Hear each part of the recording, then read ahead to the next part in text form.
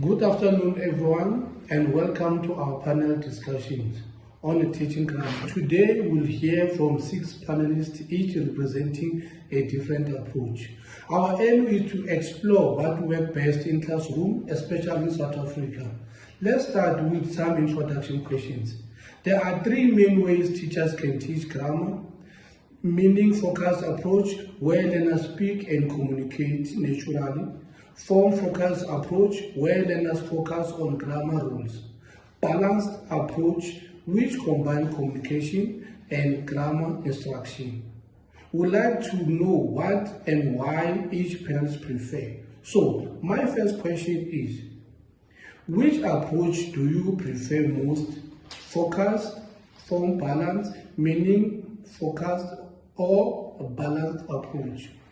Good afternoon, everyone. I am Tulufelo Mudigwe, and I prefer the balanced approach. I chose this approach because I can integrate both the meaning and form approach into one lesson. And also I can help learners acquire the skills they can use in real life situations, such as gaining the ability to use English correctly and meaningful. And as Ola had stated that if learners focus only on meaning, they won't be accurate in the language, while form can produce grammar knowledge without communicative competence. Good day, ladies and gentlemen. My name is Gelete Molamu, and I prefer the form-focused approach. While all approaches have their merits, I argue in favor of form-focused approach due to its numerous advantages for learners. Additionally, evidence from textbooks, classroom observations, and current research supports the efficacy of form over meaning approach in certain contexts, particularly in foreign language classrooms. For example, scholars such as Long and Robinson advocate that form leads to better outcomes because it addresses learners' cognitive needs for structured input and form practice. Good day, ladies and gentlemen. My name is Kiora Disipi, and my preferred approach is balanced approach. This approach is my preferred because for me it's like killing 2 birds with 1 stone. Learners get to be taught language with both form and meaning at the same time, not in isolation. Like Cook claimed, some activities should focus on accuracy of language use, that is correct grammar, and others on fluency or the effectiveness and appropriacy of communication. With balanced approach, learners get to be able to deal with longer stretches of language, and they can grasp grammar within the context of anything. Good day, ladies and gentlemen. My name is Polo Paka, and the teaching grammar approach that I prefer is focus on form, which can also be referred to as the explicit approach. The reason why I prefer this approach is because I have tried it and it has proven to be the most sensible as well as the established form. And this is backed by Diana Aliff, who argues that the Department of Education's CAP strategy for English grammar teaching is not entirely appropriate for South African learners, especially those that are in public schools, because it advocates for the focus on meaning approach, which is based more on connection and fluency, but falls short on building strong grammatical knowledge, which as a result produces learners who are comfortable speaking English, but struggle writing accurately and competently. Good day, everyone. My name is Thomas Ngube. I prefer a meaning-focused approach. I believe that language should be flexible to be able to adapt and evolve. This approach teaches grammar through authentic writing and speaking, promoting self-reflection and self-correction through mistakes and revision. We notice this in Freedom Writers, where Mrs. Gruwell uses real-life experiences and written diaries by the learners to reflect, to help them understand grammar. Good day, everybody. My name is Comfort Mufumuzera Tisani, and I choose a balanced approach. The reason why I choose this approach is because I view grammar as a sandwich, because the bread alone can fill you, but with butter you make it one nice meal. As one of our colleagues has stated, that the meaning approach helps learners gain confidence and participation, but it falls short on accuracy. And the form focus builds strong grammar and knowledge and exam preparations, but it also hinders communication. The reason why I believe that the balanced approach the reason why I prefer the balanced approach is because it avoids both pitfalls. As Ailif would put it, it gives learners accuracy of rules at the same time. According to Van der Waalt, it gives learners confidence in communication. Thank you, everyone.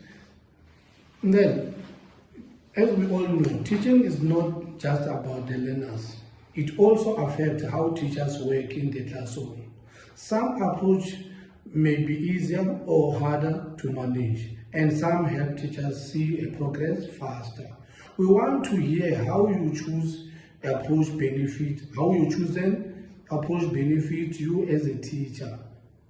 How is your preferred approach beneficial to you as a teacher?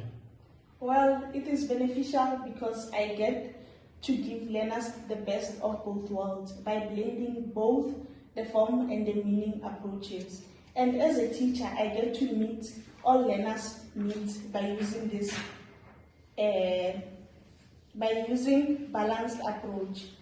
For example, I can use the meaning approach to make lessons that are engaging and communicative, such as pairing learners in groups and making them do peer work or have discussions in class. While form-focused approach are activities that can improve the accuracy in the language. Form-focused approach, it benefits teachers in the classroom by enhancing learners' language accuracy and grammatical skills. It allows teachers to identify and correct errors, helping learners develop a clear understanding of language rules, which promotes learners' awareness of language forms, leading to improved confidence in both writing and communication skills.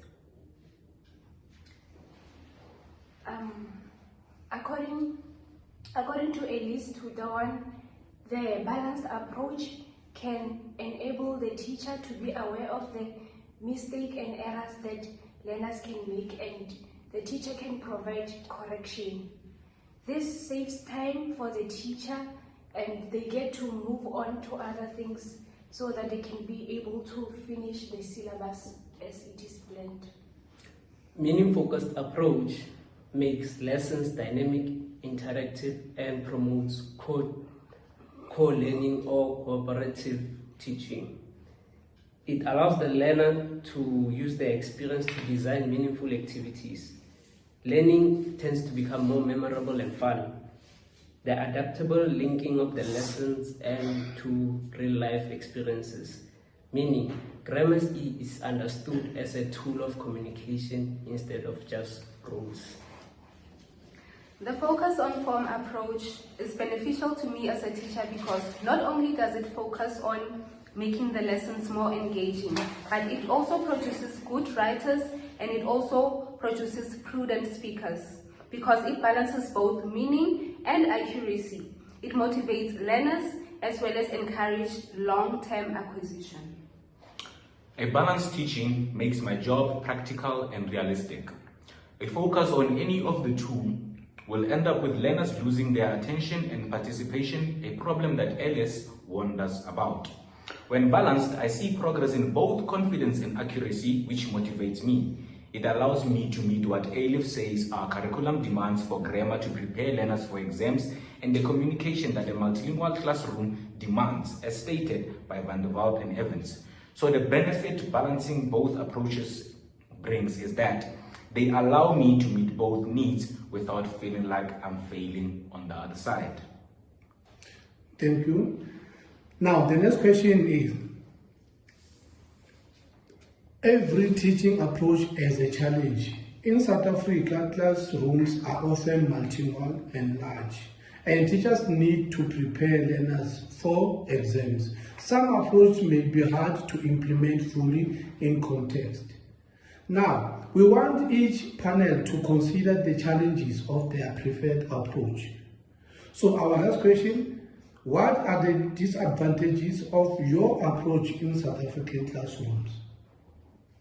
Well, I would say my disadvantage is not having enough resources for learners to use in their school for them to develop accuracy and fluency. While the form approach has benefits, it also has some disadvantages. One major challenge is that it may reduce opportunities for meaningful communication, which is essential for developing fluency and practical language skills. In South Africa, there's many disadvantaged schools where limited classroom resources and large class sizes can make it difficult for teachers to provide individualized feedback on language forms. For me, the disadvantage of balanced approach is that the South African learners do not always find it necessary to integrate grammatical rules in what they are saying. And also sometimes when they are writing, they are not mindful of the grammatical rules. They just write. For them, the utterance matters the most. As long as you can understand what they are saying, that is what matters the most for them. And this brings the balanced approach into disrupt, because this approach is supposed to balance both the meaning and the form. Yes. So the learners end up being more knowledgeable in meaning while they are lacking on form. Yes.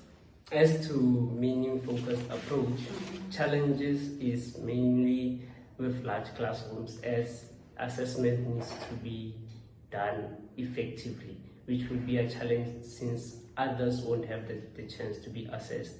It will also be difficult because it promotes fluency rather than accuracy, where exams and tests are formed to test accuracies. According to the Department of Basic Education, we have to follow the annual teaching plan and the CAPS document, which will also be a challenge using this approach. As much as I prefer this approach, it also has disadvantages. One being, it needs one to be a skilled teacher, which for me, as a new teacher, can be a bit overwhelming. It is also not always practical, and it can also be time consuming. I think that one of our major disadvantages in all of these approaches in South Africa is the fact that they are all time consuming. I, for one, in balance can be very time consuming. And also you have to look at the large classes that we have in South Africa, and the fact that South Africa caters for exam. It caters for exam readiness. They don't cater for form or meaning. They cater for just exam readiness.